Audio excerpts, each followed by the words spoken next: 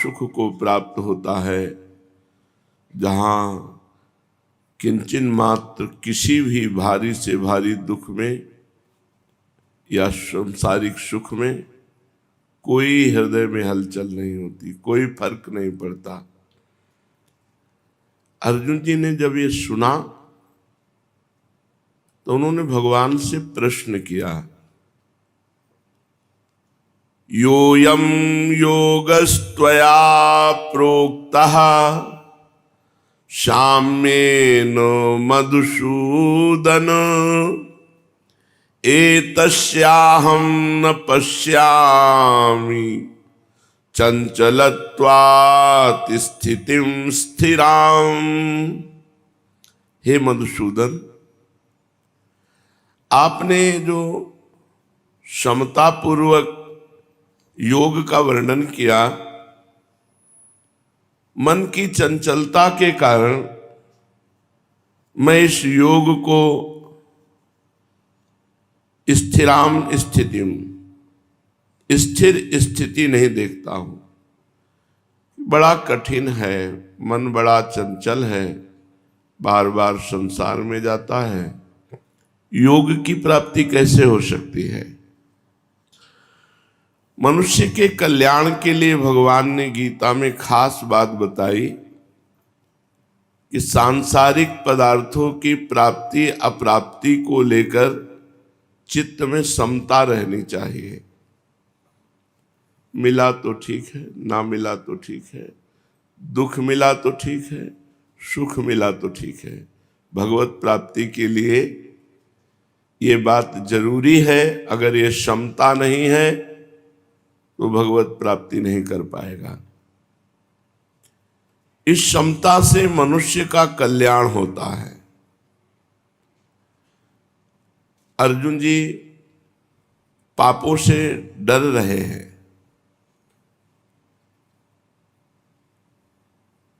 युद्ध में मारने से पाप ही होगा, ऐसा वो कह रहे हैं। भगवान ने कहा कि जो समता में स्थित है उसे पाप नहीं लगता। जय पराजय, लाभ हानि, सुख दुख को समान समझकर आए हुए कर्तव्य को जो करता है, जिसे तुम्हारे सामने आया हुआ कर्तव्य युद्ध है, उसे करो, तुम्हें पाप नहीं लगेगा। पाप ना लगने की युक्ति भगवान ने बताई। सुख दुख में, लाभ हानि में, जय पराजय में समता रखते हुए अपने कर्तव्य का पालन करने से पाप का किंचन मात्र प्रभाव नहीं पड़ता। जैसे संसार में बहुत से पाप होते हैं, पर वे पाप आपको थोड़ी लगते हैं, क्योंकि उन पापों में हमारी विषम बुद्धि नहीं होती, प्रत्युत सम बुद्धि होती है। ऐसे ही समबुद्धि पूर्वक सांसारिक काम करने से कर्मों से बंधन नहीं होता। इसी भाव से भगवान ने इस अध्याय के आरंभ में कहा कि जो कर्म फल का आश्रय न लेकर कर्तव्य कर्म करता है वही सन्यासी है और वही योगी है। कर्मफल त्याग की सिद्धि भगवान ने समता बताई। सुख दुखे समे कृत्वा लाभा लाभो जया जयो। सुख दुख में, लाभ हानि में, जय पराजय में जो सम है, इस समता की प्राप्ति के लिए भगवान ने वर्णन किया। अब अर्जुन अपनी मान्यता प्रकट करते हैं। योयम योगस्त्वया प्रोक्ता साम्येन। अर्जुन अपनी मान्यता बताई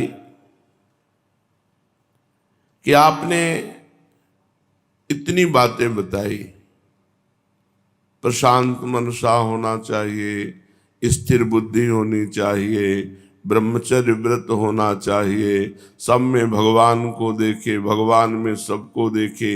यो माम पश्यति सर्वत्र सर्वं च मयि पश्यति तस्याहं न प्रणश्यामि सच में न प्रणश्यति। सर्वभूत स्थित अपने को देखे, सब भूतों को अपने में देखे। तो एतस्याहं न पश्यामि चंचलत्वा स्थितिम स्थिराम। अर्जुन कह रहे हैं कि मैं बड़ा मुश्किल समझता हूं, मन की चंचलता के कारण ये सब कर पाना मुझे कठिन दिखाई देता है। तात्पर्य है कि जब तक मन की चंचलता का नाश नहीं होगा तब तक भजन सिद्ध नहीं होगा, और भजन सिद्ध हुए बिना भगवत प्राप्ति नहीं होती। तो अर्जुन कह रहे मुझे लगता है कि बड़ा कठिन है।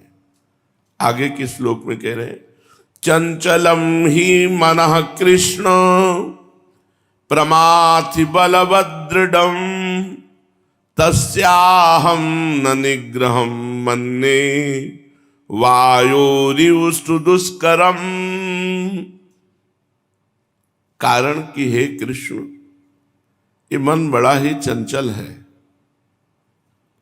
ये प्रमथनशील, मथ डालता है, हृदय को मथ कर अपनी मनमानी करवा लेता है।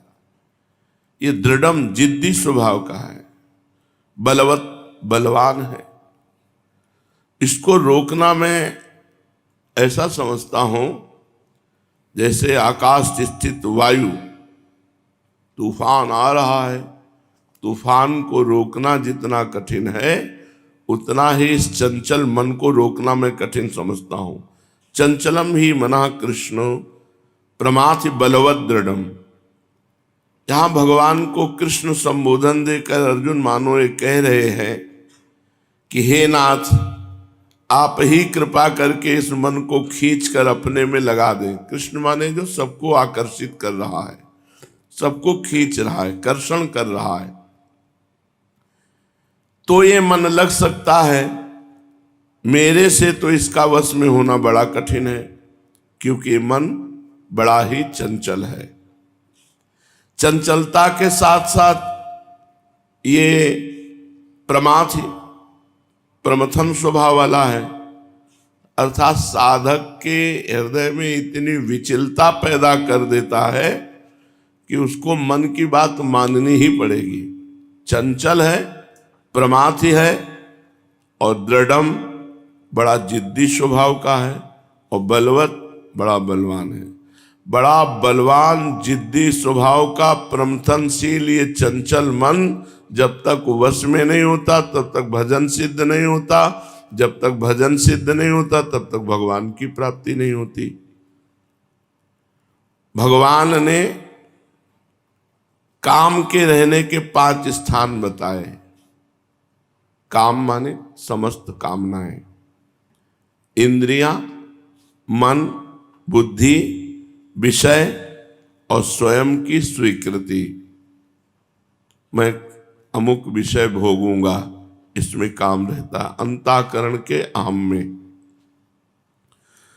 वास्तव में काम अंतःकरण के अहम में रहता है, मैं तत्व ब्रह्म में नहीं। जो अंतःकरण में है, मन, बुद्धि, चित्त, अहंकार, इसमें रहता है। इंद्रियां, मन, बुद्धि तथा विषयों में इसकी प्रतीति होती, मूल्य अहंकार में वास करता है। काम जब तक स्वयं से निवृत्त नहीं होता तब तक ये काम समय समय पर इंद्रिय आदि में प्रतीत होता रहता है। जब स्वयं से निवृत्त हो जाता है तब इंद्रियों में ये नहीं दिखाई देता। कोई भी इंद्रिय हलचल नहीं करेगी जब स्वयं से निष्काम हो जाएगा। इससे ये सिद्ध होता है कि जब तक स्वयं में काम रहता है तब तक मन साधक को व्यथित करता रहता है। अतः यहां मन को प्रमाथि बताया है, प्रमथन स्वभाव वाला, विचलित कर देने वाला। ऐसे ही स्वयं में काम रहने के कारण इंद्रियां साधक के मन को व्यथित कर देती हैं, इसलिए दूसरे अध्याय के 60वें श्लोक में इंद्रियों को भी प्रमाथि बताया कि इंद्रियाणि प्रमाथिनी हरन्ति प्रसुभम मना। इंद्रियां इतनी बलवान हैं, प्रमथन स्वभाव की हैं कि विचलित करके मन का अपहरण कर लेती हैं और मन साधक को भ्रष्ट कर देता है। तात्पर्य ये हुआ कि जब कामना और मन इंद्रियों में आती है तब साधक व्यथा को प्राप्त हो जाता है। इसी व्यथा को जो सह गया उसको महात्मा बन जाता है। यम ही न व्यथयन्ते पुरुषम पुरुषर्षभ सम दुख सुख धीरम स्वमृतत्वाय कल्पते। जो मन और इंद्रियों के द्वारा दी हुई व्यथा को राधा राधा राधा राधा सह गया और गलत आचरण नहीं किया, वही उत्तम साधक होता है। तो उस काम के स्वयं में रहने के कारण मन का भोगों के प्रति गाढ़ खिंचाव रहता है। इससे मन किसी तरह भी उनकी ओर जाने को छोड़ता नहीं, हट कर लेता है। मन को दृढ़ कहा गया है। मन की दृढ़ता बहुत बलवती होती है, साधारण नहीं। अतः मन को अर्जुन जी ने दृढ़ कहा, बलवान कहा, प्रमथन स्वभाव वाला कहा। मन बड़ा बलवान है जो साधक को जबरदस्ती विषयों में ले जाता है। शास्त्रों ने तो यहां तक कह दिया कि मन ही मनुष्यों के मोक्ष और बंधन में कारण है। मन एव मनुष्याणाम कारणम बंध मोक्षयो। भगवान में लगा हुआ मन मोक्ष का कारण है और विषयों में लगा हुआ मन बंधन का कारण है। परंतु मन में ये प्रमथनशीलता, ये दृढ़ता, ये बलवत्ता तभी तक रहती है जब तक साधक अपने में काम को देखता है।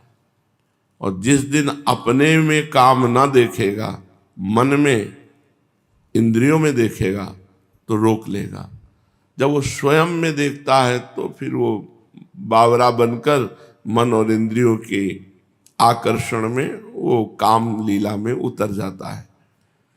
जब साधक स्वयं में काम नहीं देखेगा तब पदार्थों का, विषयों का कितना ही संसर्ग हो, आपको सच्ची कहते खूब भजन करो, भोजन कम पाओ, शरीर को शिथिल रखो, पास में विषय भोगो तो भी भोगने की इच्छा नहीं होगी। इसमें ज्यादा बुद्धि लगाने की जरूरत नहीं है, डट के भजन करने की जरूरत है। आहार कम करो, बिल्कुल कम करो, बिल्कुल ना नहीं पर बिल्कुल कम करो। संभाल संभाल के कदम रखना पड़े इतने।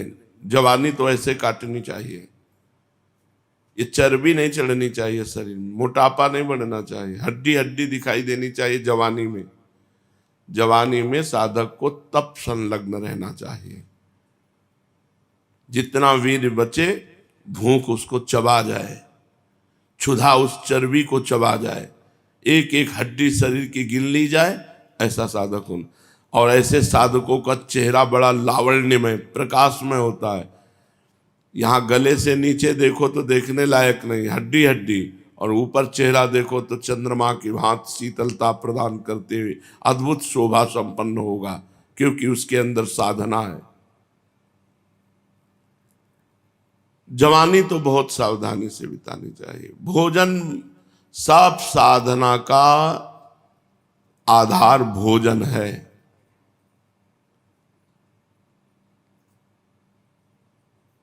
किडनी फेल है, 24 घंटे में एक बार भोजन करते हैं, 9-10 बजे जो मिला बस। रात्रि में एक कवल भी नहीं, जो दवा मिली वो दवा खा ली। हम पाने के लिए नहीं जी रहे, हम जीने के लिए पा रहे हैं, और जी रहे हैं भगवान के लिए। ये बता रहे हैं कि जब तुम स्वस्थ हो तो तुम क्यों नहीं ऐसा कर सकते। भगवान के लिए तुम्हारा जीवन है, थोड़ा अन्न पा के देखो, धुआंधार भजन होगा। रोज कदम लड़खड़ाते हैं इधर आने के लिए, एकांत शांत बैठे रहो। इससे बढ़कर के क्या होगा? जो चल रहा है उसको रोक करके और कुछ क्या जानना है। अब हमको कुछ पढ़ना थोड़ी है, कोई सिद्धांत थोड़ी जानने हैं, हमको कोई चलना थोड़ी कि अब हमको क्या चलना है, कैसे। सब हो गया है, बस इतना जो चल रहा है उसको देखते रहे, उसको सुनते रहे। आप लोगों को चाहिए एक बार शरीर को तोड़ो, आहार, उचित आहार दो, आराम से चल पाओ, आराम से दिनचर्या हो जाए। हमारी किडनी फेल दिनचर्या हो रही है तो तुम्हारी क्यों नहीं? हमारी दिनचर्या छोटी मोटी है। 1 बजे बैठ गए थे, 1 बजे बैठ गए थे, 3 बजे चल के आए हैं, जल्दी जल्दी करके सत्संग, झूला, एकांतिक, फिर आसन में बैठना। ऐसी दिनचर्या थोड़ी होती साधु की। 1 मिनट का समय नहीं, 1 मिनट का समय नहीं। कभी ऐसे नहीं कि व्यर्थ बैठे हुए चलो हंसी मजाक हो, 1 मिनट नहीं। आप लोगों को तो पूरा का पूरा समय है। अगर स्वयं के भोक्ता बनोगे तब तो फिर गड़बड़। स्वयं में कोई नहीं, भूख को अन्न चाहिए। जिस इंद्री को जितना विषय धर्मयुक्त चाहिए उतना दे दो थोड़ा, और खूब भजन करो। भजन से सब मन शांत हो जाएगा। भजन नहीं करोगे तो सुन लो और सुना लो, कोई फर्क नहीं पड़ेगा इस मन पे। बहुत बलवान मन है, बलवान है, दृढ़ है, चंचल है, विषयगामी है।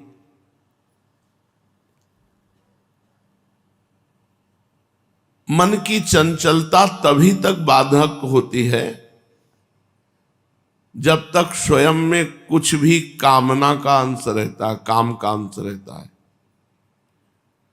काम का अंश ऐसा बना लो शरीर की भोग लायक ही न रहे, भोग लायक ही न रहे।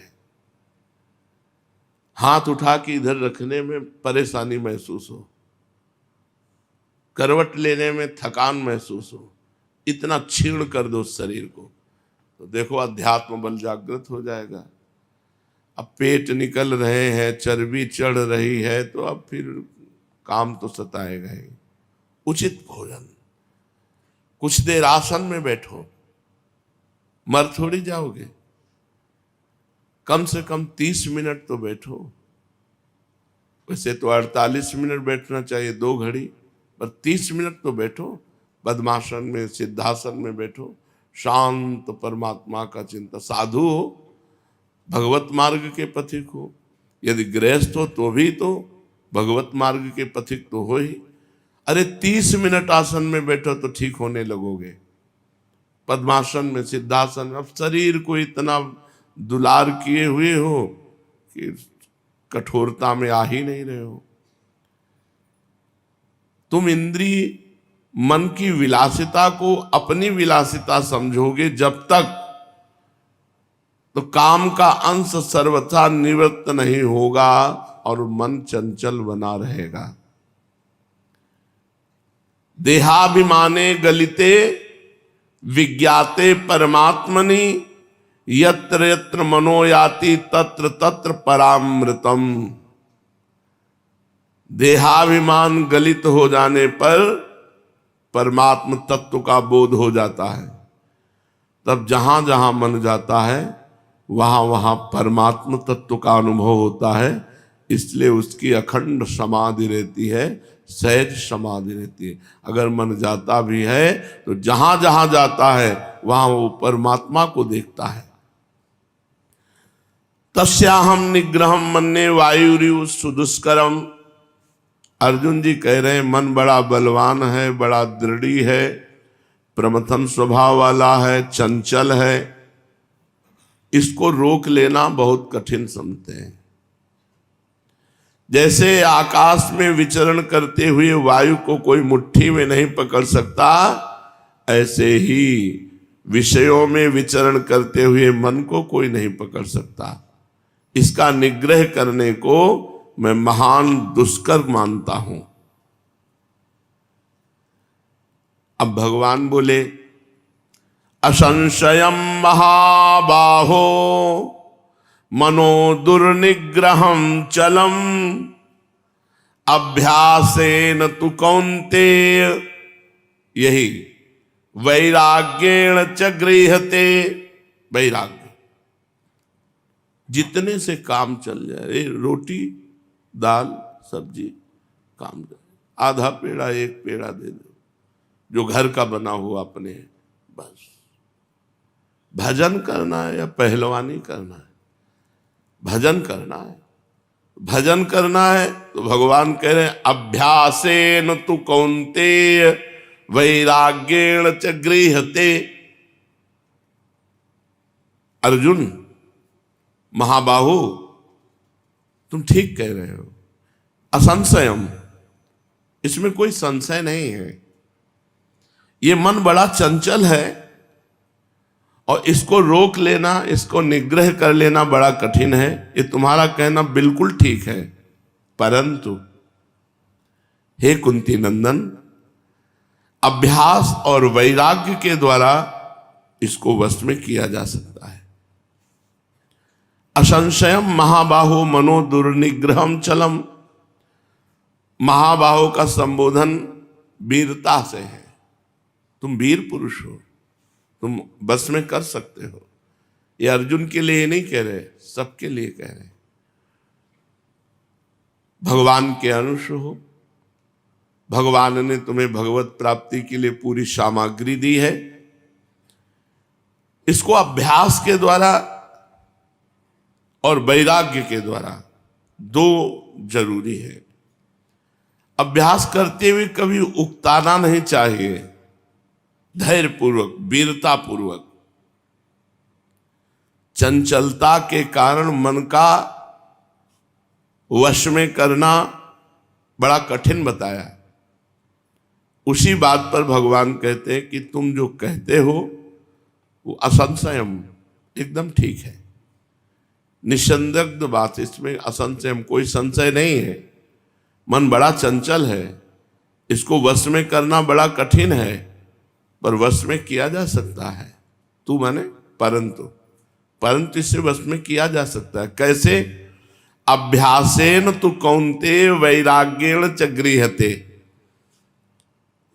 अर्जुन की माता कुंती बहुत विवेकवती तथा भोगों से विरक्त रहने वाली हैं, इसलिए कुंती माता का संबंध स्थापित करते हुए कौन्तेय कह के भगवान ने कि तुम एक महापुरुष के बेटा हो, ऐसा ना कहो कि तुम मन को वश में नहीं कर सकते। कुंती ने भगवान श्री कृष्ण से विपत्ति पल पल में मांगी थी कि हर पल विपत्ति रहे। ऐसी तुम मां के बेटे हो कि जो हर पल विपत्ति मांगती है।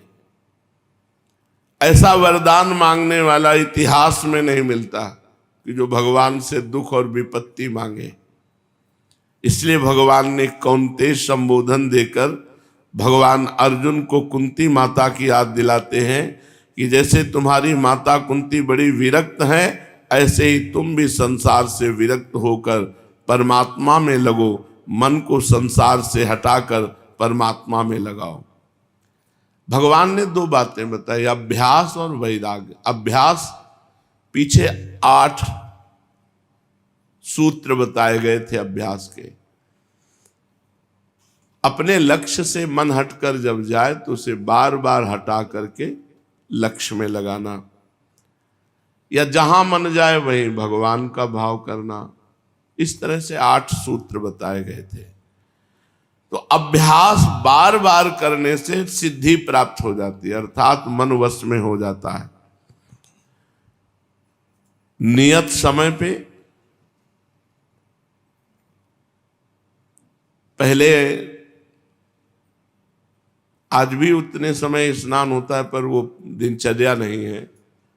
2 बजे दोपहर के स्नान करके बैठ जाते थे आसन में, तो स्नान करते ही नशा चढ़ जाता था। अगर हमें किसी से बात करनी पड़ती थी तो हमारी आंखें नहीं खुलती थी, समाधि की तरफ हमारी वृत्ति हो जाती थी, शांत एकदम। समय का इतना बड़ा प्रभाव कि उस समय ध्यान का है, अगर आवश्यकता पड़ी बात करने की तो बात करने की हिम्मत नहीं होती थी, बार बार मन डूब जाता था। नियत समय पर निरंतर नाम रूप लीला धाम। अपने पास अस्त्र हैं, जैसे एक अस्त्रवेत्ता के पास तूड़ीर में बहुत से बाण होते हैं, ऐसे साधक के पास मन को लगाने के लिए बहुत सी बातें होनी चाहिए। वो एक बात में नहीं लगेगा। पवित्र मंत्र चल रहा है, देखा कि मंत्र से थक रहा है तो राधा वल्लभ से हरिवंश, राधा वल्लभ से हरिवंश, राधा वल्लभ से, देखा इसमें भी अरुचि कर रहा है, चलो चतुराशी जी में, चलो सुधा निधि में, चलो सेवक वाणी में।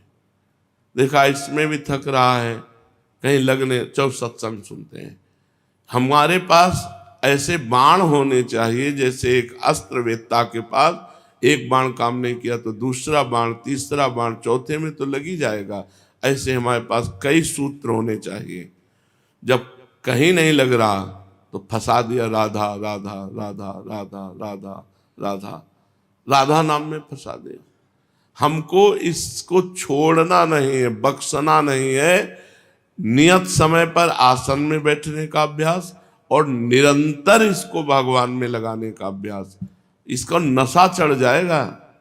और जिस दिन मन ने पकड़ लिया मंत्र और नाम, फिर आप निहाल हो जाओगे, आपको निहाल कर देगा। इसका स्वभाव है, जिसे पकड़ता छोड़ता नहीं, जिसे विषयों को पकड़ा तो छोड़ नहीं रहा, और एक बार भगवान के नाम रूप को पकड़ा दो और ये पकड़ ले सही ढंग से, फिर आप विषयों में बैठे रहो तो भी नहीं, विषयों में बैठे रहो तो भी मन विषय में नहीं जाएगा। जैसे मंदिर में बैठे रहो तो भी भगवान में मन नहीं जाएगा, विषय में ही जाएगा। ऐसे विषयों में बैठे रहो तो मन भगवान में ही जाएगा। एक बार इसे पकड़ाओ अभ्यास के द्वारा और वैराग्य निरंतर लगाया जाए, रोजाना लगाया जाए, हर क्षण लगाया जाए। कभी अभ्यास किया कभी नहीं किया, ऐसे को योग सफल नहीं होता। तात्पर्य है अभ्यास निरंतर होना चाहिए, नित्य होना चाहिए, प्रतिपल होना चाहिए। अपने ध्येय में अर्थात लक्ष्य में अर्थात प्रभु में महत्व बुद्धि होनी चाहिए। प्रभु के नाम में हमें कुछ अनुभव नहीं करना, आनंद आ रहा है कि नहीं आ रहा, सिद्धि आ रही कि नहीं आ रही, भगवान आ रहे कि नहीं आ रहे, हमारा मन लग रहा है कि नहीं, बस ये तो सब अपने आप आ जाएगा। ये फल है, कर्मण्ये वाधिका रस्ते माँ फलेषु कदाचन। ये सब फल का चिंतन न करो, नहीं तो मन उकता जाएगा, मन निराश हो जाएगा। यार इतने दिन से मेहनत कर रहे हैं, कोई दिव्य स्वप्न भी नहीं आ रहा है, भगवान की तो बात जाने दो, कोई अच्छा स्वप्न भी नहीं आ रहा है, परेशानी। हमें परेशान नहीं होना, हमारा कर्तव्य है बार बार विषय में जाते हुए मन को हटाकर प्रभु में लगाना। बस हमें अपने कर्तव्य की तरफ देखना, प्रभु अपना जाने। तात्पर्य है अभ्यास निरंतर होना चाहिए, अपने साधन में महत्व होना चाहिए। इस तरह अभ्यास करने से अभ्यास दृढ़ हो जाता है। अपना जो लक्ष्य बनाया उसमें मनोवृत्ति को लगाए, दूसरी वृत्ति आ जाए, दूसरा कुछ भी चिंतन आ जाए, उसकी उपेक्षा कर दे, उदासीन हो जाए। कोई घटना, कोई परिस्थिति, कोई भोग, आवश्यक थोड़ी कि केवल भोगों की तरफ ही मन जाए। कोई घटना तुम्हारे मन को घसीट सकती है, कोई भोग भगवान से विमुख कर सकता है। तो जहां जहां मन चला जाए वहां वहां से अपने मन को अपने लक्ष्य में लगाओ। जब साधक ध्यान करने बैठे तब सबसे पहले श्वासों को खींचे और छोड़े। जब भजन के लिए बैठे जरूर करो यार, आसन में बैठो करके देखो, बहुत लाभ मिलेगा। सीधी श्वास खींचो, आराम से भरो, फिर आराम से छोड़ दो, फिर आराम से भरो, फिर आराम से छोड़ दो। ऐसा 10 बार करो और फिर ये विचार करें कि मैं संसार का चिंतन छोड़ करके अब भगवान के भजन में, भगवान के ध्यान में लग रहा हूं। भगवान का चिंतन करना प्रारंभ करे और जब जब मन जहां जहां जाए वहां से हटा हटा करके प्रभु में लगाने की कोशिश करे, या जहां जहां मन जाए वासुदेवा सर्वम सब में भगवान है, ऐसी भावना करे। भगवान के नाम का जप करे, पर जप में 2 बातों का ख्याल रखे। ये बहुत अनुभव की बात बताई जा रही। आप ध्यान देना, जल्दी जल्दी नाम जपने में, नाम जब चल रहा हो मन भाग जाएगा, और उसको ब्रेक में लगाओ और धीरे से लाओ। राधा राधा, और वो विचलित होगा। अब इतने में हम लिख दिए पूरा राधा राधा। अब अपने तो बता रहे हैं, ने पूरा मंत्र पूरा प्रारंभ से लेकर के अंतिम तक पूरा ऐसे लिखा, पूरा दिखाई देना चाहिए। हर बार हर जप में हर बार मंत्र पूरा लिखना है, हर बार पूरा मंत्र दर्शन करना है और मंत्र सुनना है। भागने का चांस ही नहीं रहता। अब राधा राधा राधा राधा राधा राधा राधा, अब ये पूरा प्लानिंग करता रहेगा और राधा राधा चलता रहेगा। कह रहे हैं कि नाम जप करे पर 2 बातों का ख्याल रहे। एक तो नाम के उच्चारण को पूरा सुनाई देना चाहिए, और दूसरा नाम के जप में अंतराय बीच में नहीं आना चाहिए। राधा राधा, इतने में एक राधा और हम बोल सकते थे। खाली नहीं जाना चाहिए, लंबा खींचो, अंतराय मत रखो, सुनो और देखो। उसी नाम को देखो लिखा है कि नहीं सामने तुम्हारे, उसी को सुनो। बहुत आराम से जपना। कोई गिनती से भगवान मिलते हैं क्या? भगवान गिनती से नहीं मिलते। सब गिनती फिनती तो शुरुआत की बातें हैं। मन को डुबाना है। माला तो कर में फिरे, जिभ्या फिरे मुख माही, मनुआ तो चौं दिस फिरे, ये तो सुमिरन नाई। सुमिरन तो राधा राधा, हृदय द्रवित हुआ जा रहा है, राधा राधा पुकार रहे हो।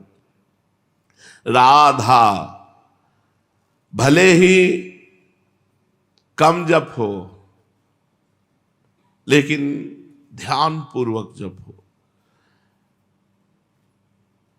अब उसको अभ्यास मत छोड़ना आप लोग। 1000 बार ऐसे कहे राधा राधा राधा, 1000 बार, और 100 बार ऐसे कहे, और 1 बार ऐसे।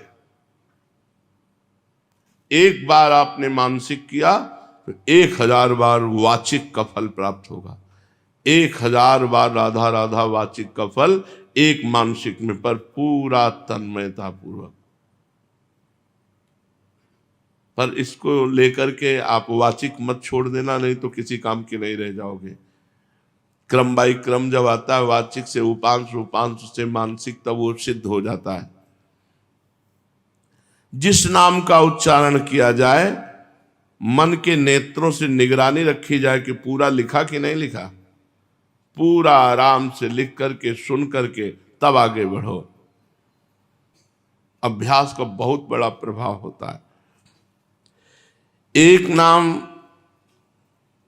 अब देखो ये बहुत चतुर साधक के लिए बात बता रहे हैं। अगर आपका मन बहुत भाग रहा है, आपको वश में करना है, एक नाम उच्चारण कीजिए दूसरा और लिखिए दूसरा। उच्चारण हो रहा है राधा राधा और लिख रहे हैं निज मंत्र।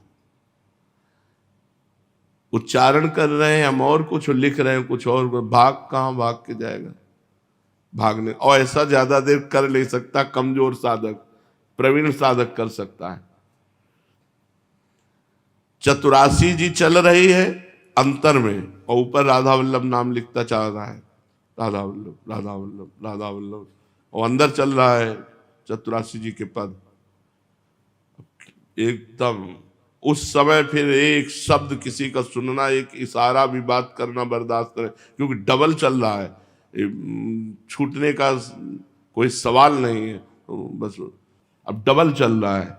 चतुरासी जी का पद छूटना नहीं चाहिए, ऊपर राधा वल्लभ लिखना बंद नहीं होना चाहिए। मन को फंसाओ, और उपाय बता रहे हैं, भौरे की तरह गुनगुनाते हुए नाम मंत्र।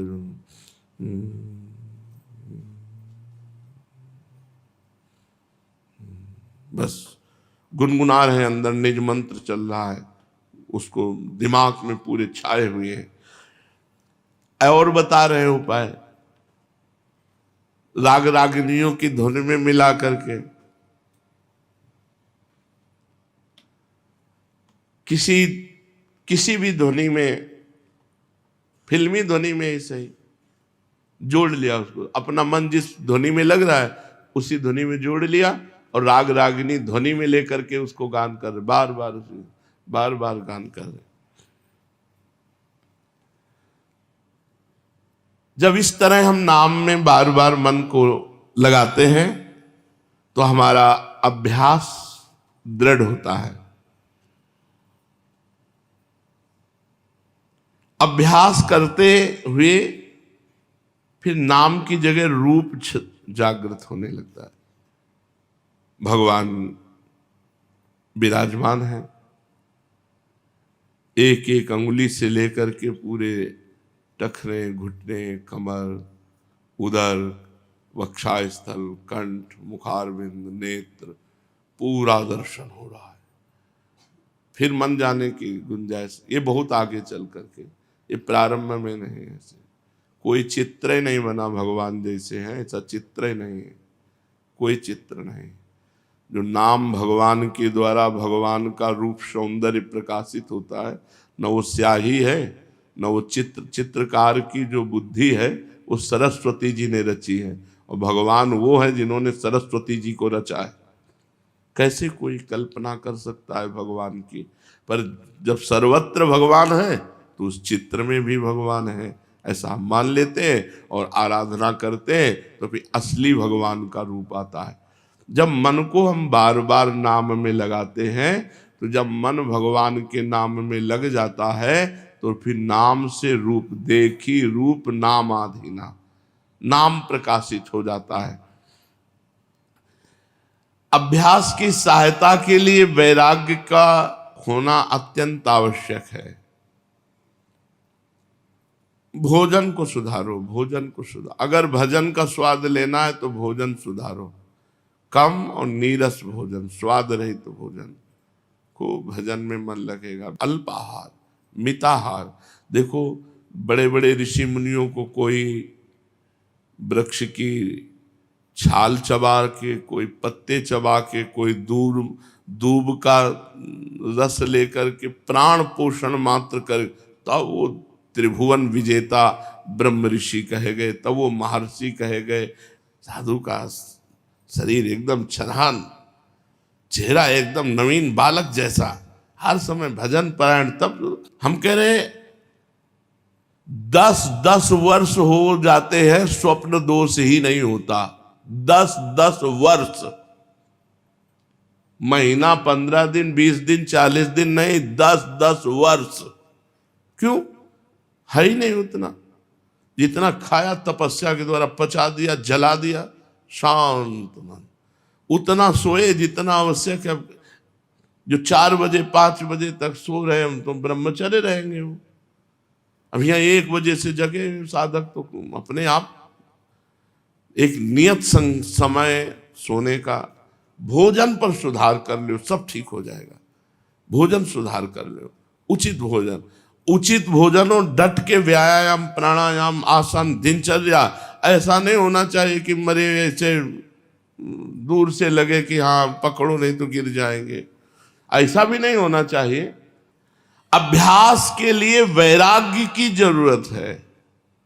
कारण संसार के भोगों से जितना वैराग्य होगा उतना ही प्रभु में मन लगेगा। जितना वैराग्य होगा, संसार का राग सर्वथा हट जाने पर खूब सुखपूर्वक भगवान का चिंतन होता है। पुराने संस्कारों के कारण कोई भी भोग स्फुरना हो जाए, तुरंत उसकी उपेक्षा करो, उससे वैराग्य करो, न उसमें राग करो न द्वेष करो, वैराग्य करो, फिर वो स्फुरना अपने आप मिट जाएगी। इस तरह अभ्यास और वैराग्य से मन का निग्रह हो जाता है, मन पकड़ में आ जाता है। देखो संसार प्रतिक्षण नाश की हो जा रहा, कब मृत्यु हो जाए क्या पता, काल है और हम सब काल के गाल में हैं। जैसी हरिवंश प्रपंच बंच सब काल ब्याल को खायो, यह जिए जान श्याम श्यामा पद कमल संगी सिर नायो। संसार प्रतिक्षण नाश की ओर जा रहा है, कब नाश हो जाए पता नहीं। संसार प्रतिक्षण नाश की ओर जा रहा है और अपने स्वरूप का कभी नाश नहीं होता। अतः संसार हमारे साथ नहीं और हम संसार के साथ नहीं। जैसे बाल्यावस्था बदली, युवावस्था आई, न बाल्यावस्था हमारे साथ रही न हम बाल्यावस्था के साथ रहे, न युवावस्था हमारे साथ रहेगी न हम युवावस्था के साथ रहें। कोई भी अवस्था कोई भी परिस्थिति हमारे साथ टिकाऊ नहीं, सब बदलती नजर आती है। इसलिए विचारवान बनो और शरीर संसार से वैराग्य धारण करो। अपने कहलाने वाले जितने कुटुंबी हैं, संबंधी हैं, वे हमसे अनुकूलता की इच्छा रखते हैं, हमें अनुकूलता देना नहीं चाहते। अपने कहलाने वाले जितने कुटुंबी हैं, संबंधी हैं, हमारे से जब तक अनुकूलता मिलती है तब तक वो हमारे हैं। जिस दिन प्रतिकूलता उनको अंदाज में आई, समझ में आई, भाषा बदल जाएगी, व्यवहार बदल जाएगा, देखना बदल जाएगा। अपनी शक्ति, अपनी सामर्थ्य, अपनी योग्यता के अनुसार व्यवहार कर लो, लेकिन उनसे अनुकूलता मत चाहो। अनुकूलता दे दो और विरक्त रहो। अपने कर्तव्य के अनुकूल, भाई बहन परिवार गृहस्थी में हो, सबको अनुकूलता दे दे, उनको अनुकूलता चाहिए और आप अपने आप को भगवान को दे दो। आप भजन करो, सबको अनुकूलता दो, किसी से अनुकूलता ना चाहो, सच्चे भजनानंदी बन जाओगे। हमें परेशानी तब होती है कि हमने इसके साथ इतनी अनुकूल बात की और ये हमारे साथ ऐसा व्यवहार करता है, ये हमसे नम्र होकर बात नहीं करता, जबकि हमने इतना इसके साथ किया। ये नहीं, हमारा कर्तव्य था, हमने कर दिया, बस दूर। राग रहित होकर हमारा जीवन भगवान के लिए है, हमारा कर्तव्य है, इसलिए हम आपके साथ ऐसा व्यवहार किए। हम कोई आपसे थैंक यू चाहने के लिए व्यवहार नहीं किया। इस तरह अपने सामर्थ्य के अनुसार यदि समाज की, परिवार की सेवा कर दोगे तो तुम्हारे पाप नष्ट हो जाएंगे, तुम्हारा राग नष्ट हो जाएगा। उनसे कुछ चाहना नहीं, नहीं तो नया राग पैदा हो जाएगा। इस वैराग्य से जितने भी दोष पाप दुख पैदा होते हैं वे सभी संसार के राग से पैदा होते हैं, और जितना सुख शांति मिलती है वो सब वैराग्य से मिलती है। ऐसा विचार करके वैराग्य और अभ्यास के द्वारा अपने मन को भगवान में लगाओ।